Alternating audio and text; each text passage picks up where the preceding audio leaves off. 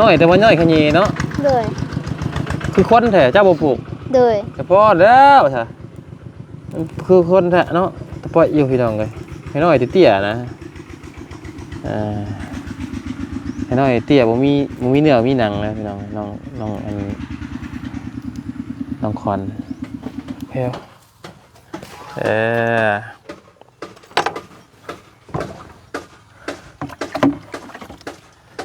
อันอีหล่าอาบน้ำอยู่ใช่อาบอยู่นี่อาบอยู่นี่เลยเนาะเลยเท่าไรจ้ะน่ะ37ของเราบ้ามันจะได้ครึ่งหนึ่งของเจ้าผู้น้ำหนักเจ้าน่ะเลยเจ้าผู้ว่าน้ำหนักเราบ้าเท่าไร73 74เจ้าเห็นแล้วว่าจอยที่กับเจ้าผม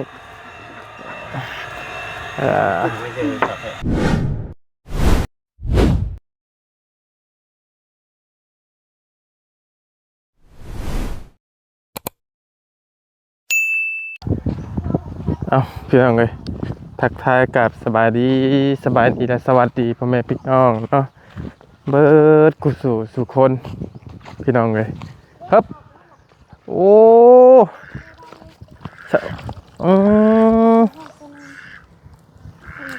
ทะเลน่าใส่กุ้งดีเนาะเจ้าหยามจักเทือแล้วนั่งหน่อยมาเนี่ยฮะ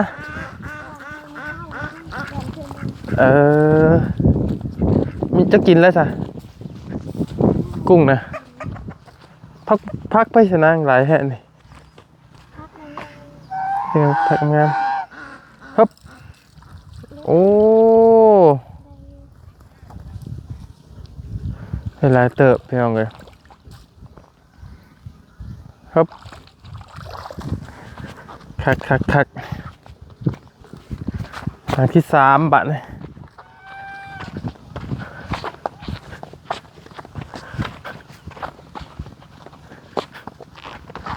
คร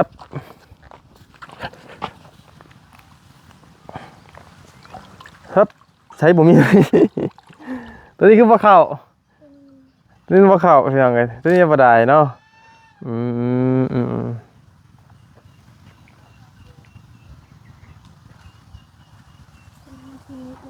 อเคแล้วอันนี้นี่กำลังเฮ็ดคอกยังไงนะเฮ็ดคอกยัง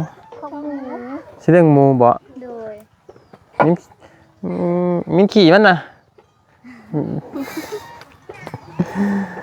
โทษสิเลี้ยงหมูบ่สิเลี้ยงหมูพี่น้องเลยใช่หมูนะหมูน้ำไม่ใหญ่ชื่ออะไรบ่ชื่อแล้วตัวเท่าไรนะตัว600,000ตัวหมูน้อยบ่โอ้เป็ดใช่ตัวนี้นะเป็ดน้องเจ้าเป็ดเจ้าเองบ่มีเป็ดมีเป็ดน้อยเนาะหรือว่าเป็ดปีนี้บ่เป็ดปีนี้แม่เห็นราคาบ่เห็นราคาตกเล็กแต่ตัวนี้เสียยังมงมันบัดเลยบ่ได้มงเลยมันตกมันก็ต่อเอามันต่อนะตะเกียบโอ้ยผลทะเลตกมันทำไปอะไรที่ตกเนาะกำลังเฮ็ดคอกหมูพี่น้องกันเนาะไข่ไหนไข่นี่ล่ะบ่เคยได้ยินบ่นี่ว่า1ข้าวติ้มหวด1บ่2หวดว้าวโพดโพ2หวดใจติด2หน่วยแม่น2หวดอยู่หวด1ข้าวหวดเดียวพี่น้องกันเนาะเอาโอเคจ้ะพี่น้องเลยเดี๋ยวไปเบิ่งก่อนเนาะเจ้าได้เห็ดบ่เป็นไปจริงเอ้าบ่เป็นบ่ไผสิเฮ็ดเป็นแม่ว่าอยากให้น้องอยากให้เจ้าเฮ็ดไหนล่ะว่าสิบอกไปให้ได้บ่แล้วว่าสิบอกฮะมะกอกบ่มีบ่แล้วก็บ่ไปซื้อหวายอยู่หั่นป้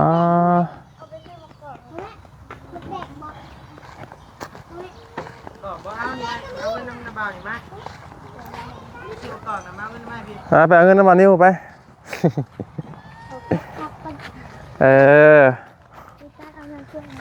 มาสิกันจะกินหลีกันน้องนิ้วก็กินไล่ขวาวน้องเลยบ่ กินบ่ได้เลย แพ้กุ้งบ่แหละปิ้งกบเด้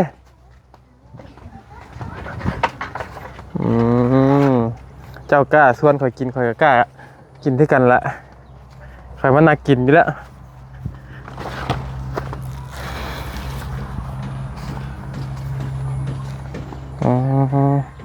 ผักบัวน้อยนี่หอมเท่าไหร่พี่น้องเลยกินกับลาบกินกับเลือดแปลงโอ้แซ่บขนาดพี่น้องเลยเนาะเรื่องเฮ็ดอยู่เฮ็ดกินนี่เฮ็ดยังเก่งไปแล้ววันนี้ไหมก็เด้อปั๊บเฮ็ดอยู่เฮ็ดกินเฮ็ดยังเป็นเลย เฮ็ดแบบแกงหน่อไม้แกงเขียด แกงน้ำไหม้แกงเขียด โดย แกงปลา แกงปลา ปนกบ โดย ม แล้วพวกก้อยนี่บ่เป็น รับซีนเลย บ่เป็น รับซีนก็บ่ได้บ่ โดย เออ ถนัดแต่แบบแกงพวก ลาบปลาเลย ลาบก็บ่เป็น ลาบปลาก็บ่เป็น โดย เออถ้าแต่แกงเนาะแกงกบ โดย ออมกบ โดย ไล่เนาะตัวนี้แกงกบปนกบพี่น้องเลยเนาะได้อยู่มื้อนี้บ่ได้ไปใช้ไข่ โดย ไข่แตกเลยพี่น้องเลยขนาดว่าบ่ได้มีคนมาหาบันไดก็ยังไข่แตกเลยไข่แตกไว้ว่าแท้น้องขวัญเลยหากใครในแล้วว่า โดยใครแน่แล้ว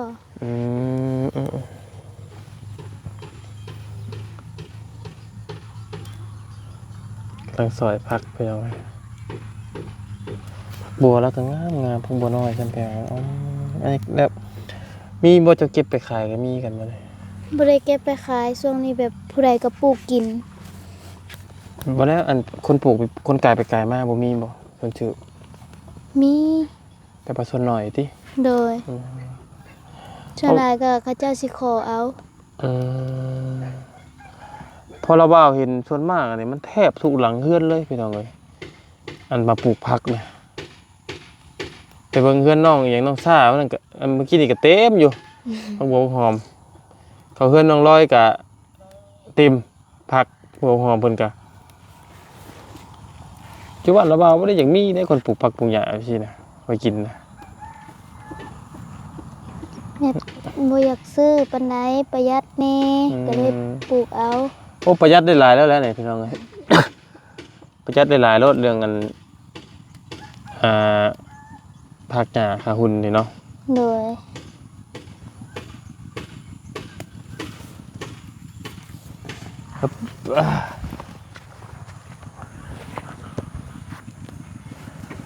น้ำบักนาวพี่น้องเอ้ยเนาะน้ำบักนาวน้อยบ่นี่น้องละ โดย มันบ่มีใบมะกรูดเอาใบมะนาวนี่ใส่พี่น้องเอ้ยครับเฮาก็บ่ต้องใส่หลาย ให้มาพูดมีอยู่สวนปลา มีบ่ โดย โอ้ยมาใส่ทิป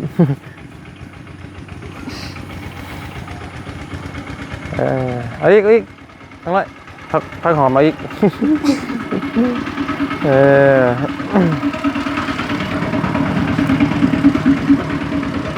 จะพูดว่าทางระบาวมาแต่ละคนเรื่องพักเนี่ยสายกินพัก โดย เอาอีกพักบัวนะพักบัวอีกกับพักบัวอีกน้อยแต่ว่าน้อยขยี้เนาะ โดย คือคนแท้เจ้าบ่ปลูก โดย แต่พอแล้วใช่คือคนแท้เนาะแต่พออยู่พี่น้องเลยให้น้อยเตี้ยๆนะ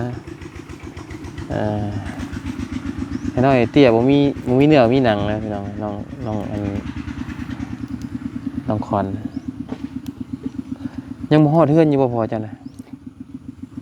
ฮอดแต่เมื่อวานนี่พูนแต่เมื่อวานมื้อคืนนี่เมื่อวานนี่ บ่อันเราว่าถามมันยังบ่ฮอดเฮือนนั่นนะยังบ่ฮอดเฮือนเจ้าเองนี่นะ ยังเพิ่นแหวบ้านเพิ่นเอง ยังบ่ฮอดอยู่โอ้ยหลายมื้อเลยยังบ่ฮอดลูกอยู่พอใจนี่พอวันจักปีพอเจ้า 40 40 ปีเนาะ โดย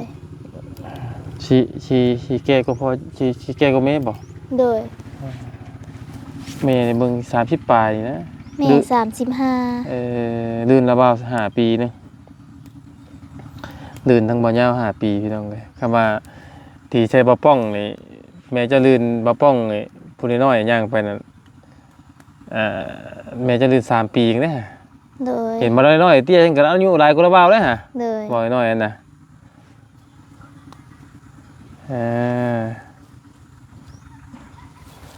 ไปไล่แหละนั่งน้อย ผักกาด โอเคบ่น่ะ โดย เป็นประกาศหยังก็ประกาศจะว่าเอิ้นบ้านจะเอิ้นก็ประกาศหยัง ผักกาดผักกาดน้อย ประกาศน้อยเวลาเอากินมันหินบ่ ขึ้น ขึ้นบ่ เลย แล้วเอาบ้านเราเอาเอิ้นบ่ได้แม่นประกาศอันนั่นแหละ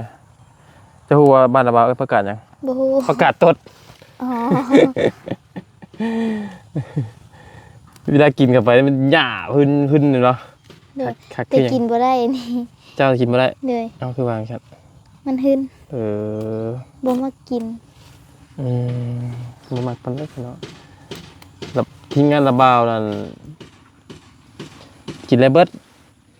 เป็นพวกคมๆแห้งมักคือหยังเลยผักกะเหล่าบ่แบบพี่แห้งคัก ผักกระเดาก็มี มีกะมื้อใหม่ก็ได้นะน้อยอยู่ใช้ อยู่ตู้ ตู้ใช้ ตู้เย็น จะแบบมาได้ใส่ มันมีเอื้อยผู้หนึ่งเอาให้เมื่อวานนี้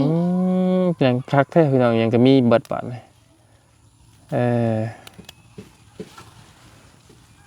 เจ้าบ่เมื่อยบ่เจ้าเฮ็ดเวียกคู่มื้อน่ะ เมื่อยอยู่แต่อดเอา เมื่อยตัวนะไปพอได้แล้วหน่อยครับมะนาวบ่เป็นหมากเนาะมะนาวเบิ่งมาพี่น้องเอ้ยเอาทางระเบาขออนุญาตขึ้นทางเรือนเด้อนางเด้อ เลย ครับโอ้เรือนเจ้าเลยคักเนาะย่างไปที่แต่เทือระบาดนี่เพิ่นนวลๆไปพี่น้องครับย่างไปปิดหมากนั่นบ่ระบาว่าเซลก็นี่มันเอาบ่ได้แพว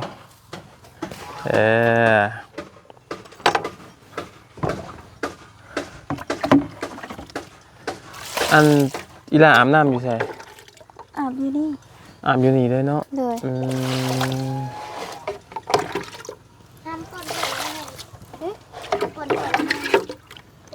เพราะว่าน้องเพิ่นนี่อาบน้ำอยู่นี่ได้เลยพี่น้องอยู่แบบเปิดหูเปิดตาคนนะพี่น้องบ่ยังไงก็ว่าไงก็คือเอาสินนะเอาสินคุ้มเอาแต่ยุคนี้สมัยนี้มันก็บ่อยากปานใดแล้วพี่น้องมันก็ เพราะไว้รอด บ่งามปานใดพี่น้องเลยแต่ว่ามัน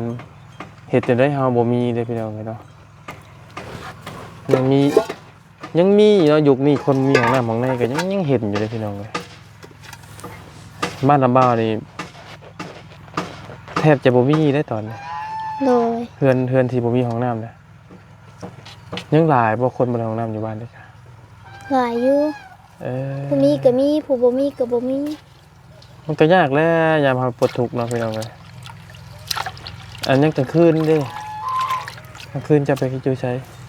ยามกลางคืน แม่ หาคุดคุมแถวเดินนี่แหละ มันคำว่าไวก็แม่นทันนี้เนาะห้องไหนตรงไหนได้เนาะคุดคุมตรงไหนตรงหน้าแหละพี่น้องเอ้ยอันนี้เว้าก็เว้าได้พี่น้องเอ้ยขนาดบ่ยาวเองแท้ๆนี่นะเนาะมันมีห้องน้ำห้องเดียวอยู่เฮือนน่ะเทื่อน้องเขาแล่นลงผู้อันให้หน้าผู้พี่น้องคุดคุมบ่เทื่อก็ได้แต่ว่านี่น้องเพิ่นบ่ได้หยังพี่น้องบ่ยาวเห็นเป็นผู้หญิงนี่นะผู้หญิงผู้หญิงแหละมันแบบคือบ่งามแบบนึงนะพี่น้องเนาะไปเข้าห้องน้ำห้องในอยู่ในป่าอยู่ในอันนี่นะอาบน้ำอาบในกับแบบอาบตามน้ำเดินนี่เลยเนาะแบบแม่นอยู่ว่าเขาใช้สินคุ้มมาอยู่กับจักคือไงพี่น้องมันยุคนี้แหละสมัยนี้แหละที่จริงบ้านน้องเพิ่นก็ติดอยู่กับถนนหนทางเลยพี่น้องต้องน้ำปักมือเลยนังหน่อย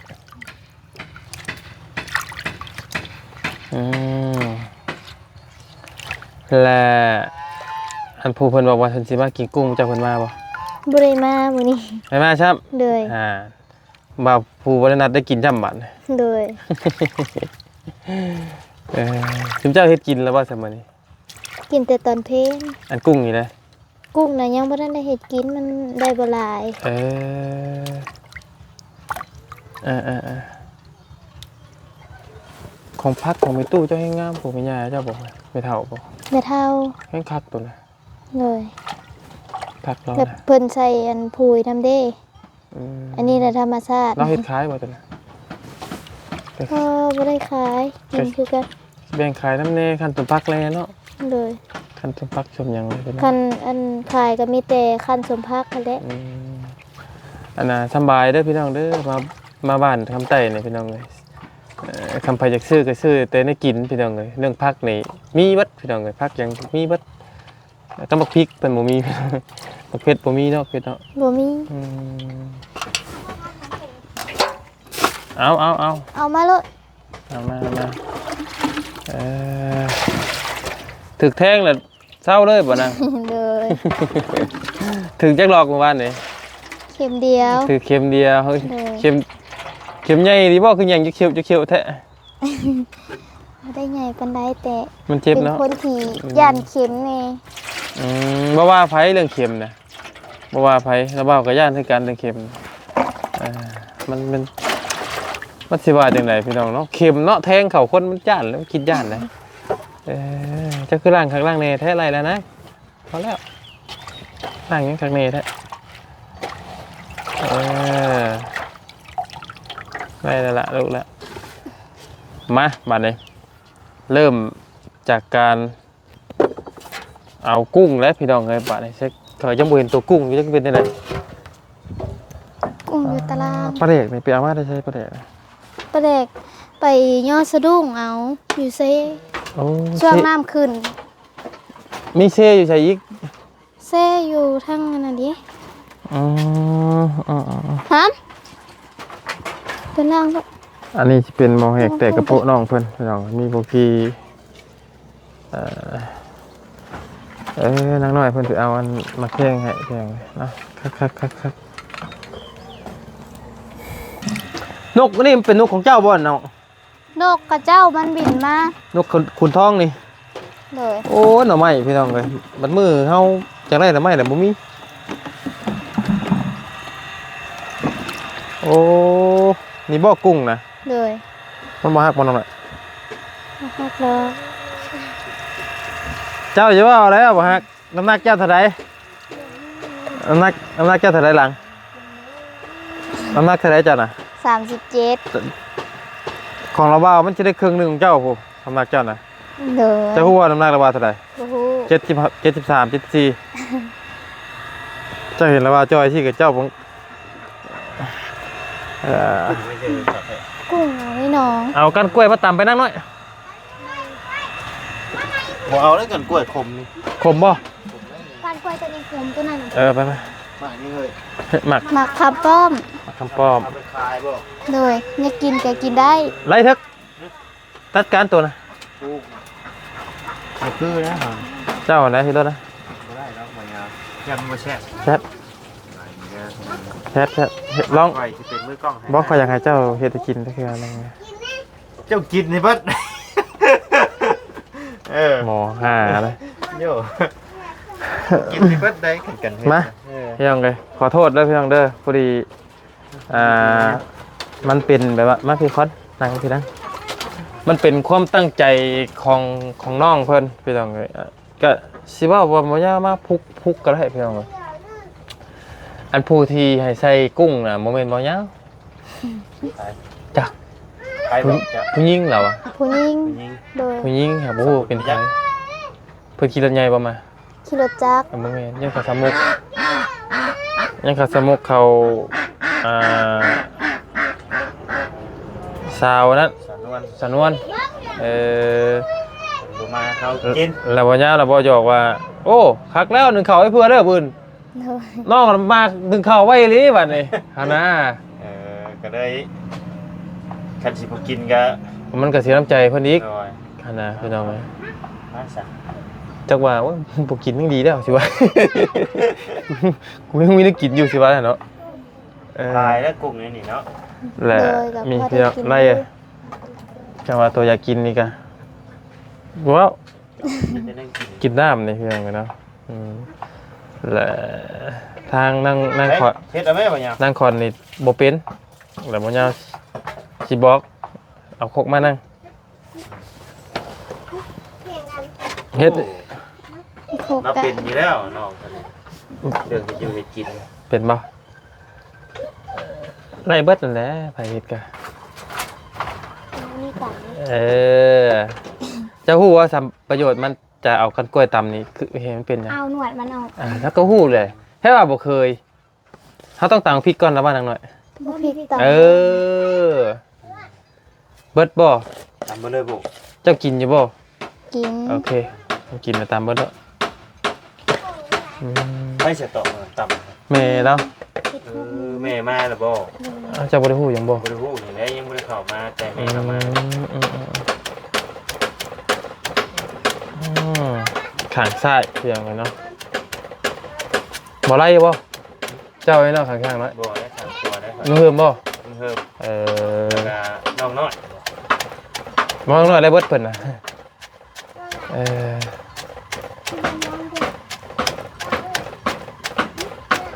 เอาตะลุ่งไปใส่เห็นน้องเพิ่นเอาตะลุ่งไปใส่ ตักขึ้นมาเดียวก่อน บ่เอา บ่แม่นตะลุ่งบ่แม่นเอิ้นหยังก็ ตุ้ม ต้ม เลย ตุ้ม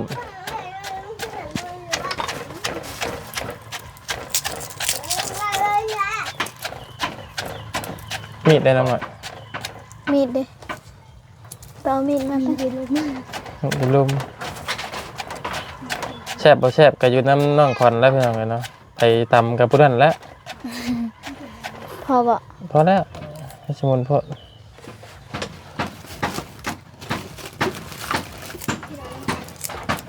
บ้านเจ้าแม่เจ้าเฮ็ดแต่อาจสิบ่ได้ใช้ โดยบ่ได้ใส่ แต่ละบ่าวเฮ็ดแต่ละบ่าวใช้ โดย จ้ะซอยให้ด้วยกินเพื่อกันเด้ครับ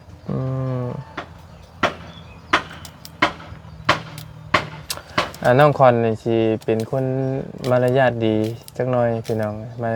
ารยาทดีสิเว้าดีแล้วก็เว้าจาดีแต่ทางสิบ่กล้าเว้าหยอกทางทีมงานพี่น้องกันเนาะคล้ายๆแต่ว่าบ่ต่างกับทางน้องน้อยได้พี่น้องเอ้ยน้องน้อยนี่หยอกทีมงานน่ะแต่ผู้นี้นี่บ่กล้าหยอกบ่หยังเลยแบบเงียบๆไปเลยบ่ถามก็คือข่อยก็บ่ปากกันนะ คือว่าเราท่านได้เรื่องมั้ยจ๊ะ บ่แม่นบ่ บ่กล้าถาม เจ้าก็ถามระบ่าวน้ำไหนระบ่าวมาแต่ไสมาแต่บ้านไหนเมืองไหนเจ้าบ่เคยสงสัยบ่ บ่ เจ้าต้องสงสัยน้ำอยากฮู้อยากเห็นน้ำได้เลยเจ้าต้องตอบโต้น้ำระบ่าวน้ำเด้อบางเทื่อ โดย ผู้เพิ่นเบิ่งเพิ่นจังมักน้ำเน่ให้มีสีสันในคลิปเน่เนาะจังต้องตอบโต้ระบ่าวให้แต่ว่าป้อนอย่างเดียวกันบ่ไหวกันเลยระบ่าวบ่ปากเจ้ากับบ่ปากใส่มาพริก เราบอกมา ใส่มาพริกห่านเจ้าเฮ็ดจ้ะก็คือเจ้าเคยเฮ็ดแหละอันนางสิมีหยังก้อยกุ้งก็มีใส่ตำกุ้งก็ใส่ปลาแหลกไว้นึงทีเด็ดมันอยู่ในนี่พี่น้องเลยนี่เท่าไรมาโกะ 5,000 5,000 10,000 เออ พอบ่ทำนี้ ใช่ ใส่อีกเพิ่มบวง ใช่ได้คิดเลย มันรับข้าวเลยเถอะเลย พอแล้วมันสิเพชร โอ้ยตามบ่วงเลยบาท ออกไปเอานี่ต้นหมากนาวคือว่าเห็นอยู่ในถุงกระนาง ใช่ตัวว่ามีใบมะกรูด อยู่สวนปลาไปเอาเลยเด้อไปเอาหมากนาวมาก่อนหมากนาวเป็นมะขาม ใส่มะกอกก็ได้อะไรมั้ง พอบ่เข้มข้น เกลือบ่ ใช่แล้วใส่อีกใส่อีกอันหนึง ใส่เลยใส่เลย ใส่เลย ใส่เลย ใส่เลย แต่ว่าน้ำปลาบ่มีเนาะ มี เบิ่งตั้งมันเป็นน้ำนี่นี่บ่เคยมาแข่งขมเลย โดย อันเราทั่วไปมันก็บ่ได้ขมบ่มันบ่ได้เป็นน้ำบ่ เป็น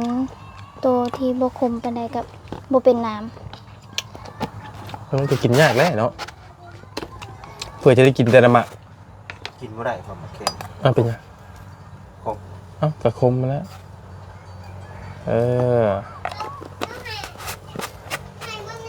จะกินข้าวมาแล้วบอกว่าอะไร กินเลย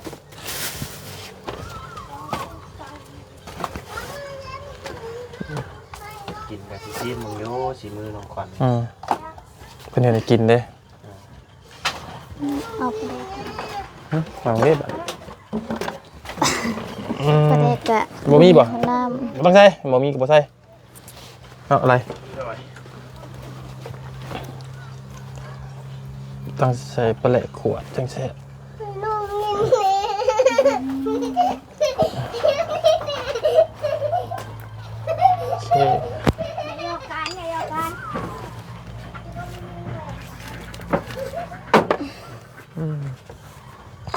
ถิ่มบอกกันป่วย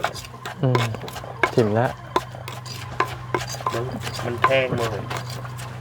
เอ้าเรียนบอกหนวดมันนะมา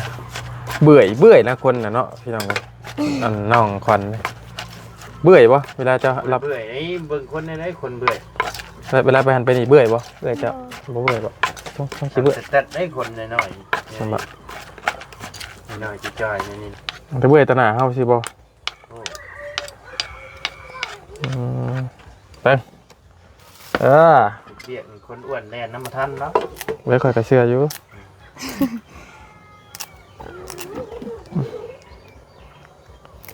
เมย์จะก้อยเมย์จะใส่บ่นี่ ำบ่ได้ใส่ ใครคือใส่จ้ะ คนไม่ได้ใช่เลยบางอย่าง ข่อยฮู้ว่าบ่ใส่แต่ข่อยสิใส่มันหอมมันรับข่าวอะไรได้บ่อะไร บางคนก็ใส่บางคนก็บ่ใส่ บัวเลย บัวมีเจ้าเฮ็ดจ้ะ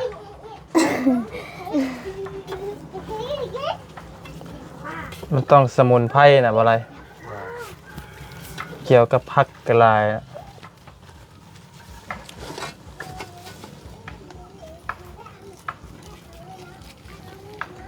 เกี่ยวบ่มีเนาะบ่มีก็เป็นหยังนะคัดไปเลยไผเฮ็ดกินจนมา มี บ่ได้อันเมียบ่อยู่นะ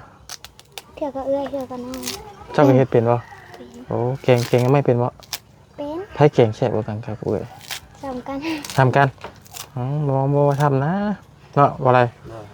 มันต้องมีผู้ใดผู้หนึงนะที่ นี่หูไปให้เราลองก็ เป็นมาตบไม่เคยกินยำได้ มืดเพื่อได้กิน อย่านางกับบ่มีบ้านนี้บ่ได้มีอย่านางครับจ๊ะ โอ้มีอย่างไรมันนั่นต่ำเนี่ย ป่ะ ตามโต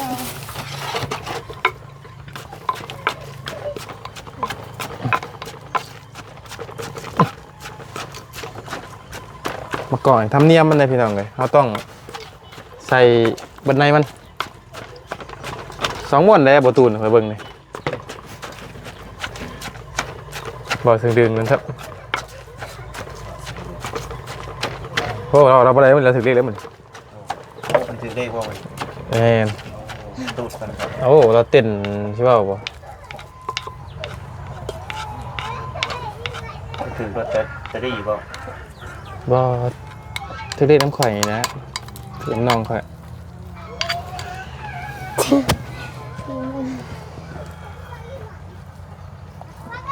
มาเลยทำเลข สิจางเกลืออยู่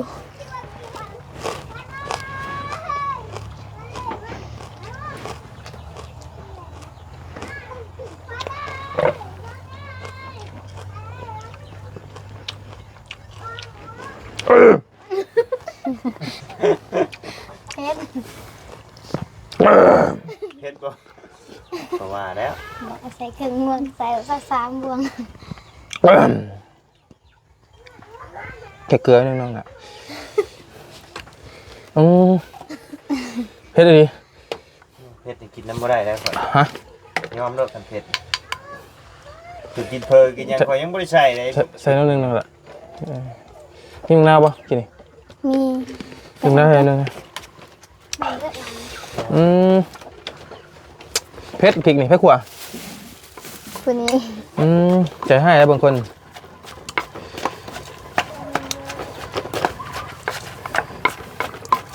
จะโทษประตูหน่อยก่อนนะกว่า ตัวตูนบอก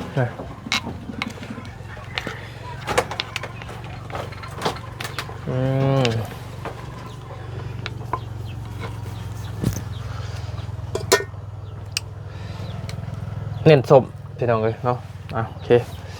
ไม่บายอยู่กระตุก กระตุกเลยบดุโอเคมาประตูแน่ข้าวกินน้ำ